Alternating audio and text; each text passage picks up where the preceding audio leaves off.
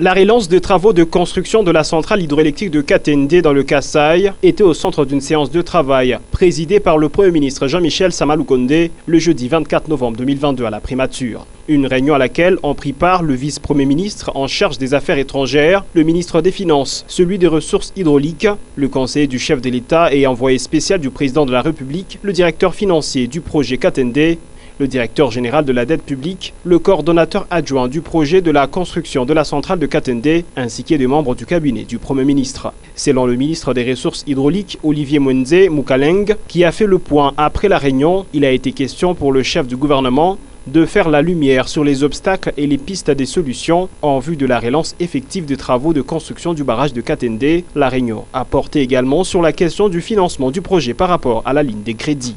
Il y a deux aspects. Il y a l'aspect qui concerne le choix du contractant qui doit reprendre les travaux. Vous savez que à l'époque, le barrage était sous la responsabilité d'Angélique International.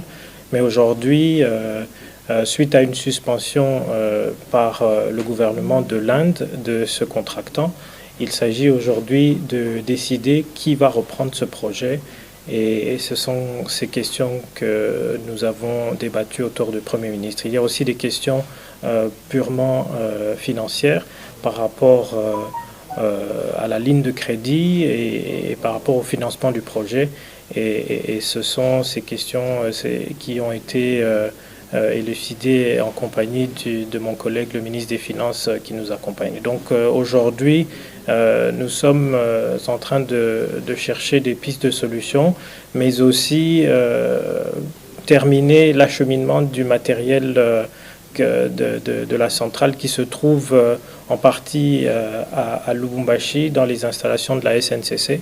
Et donc, des pistes de solutions ont été données et des actions concrètes vont être entreprises très rapidement. Il est important de souligner que l'électricité est un ingrédient majeur pour le développement des provinces de la République démocratique du Congo, notamment pour booster l'industrialisation.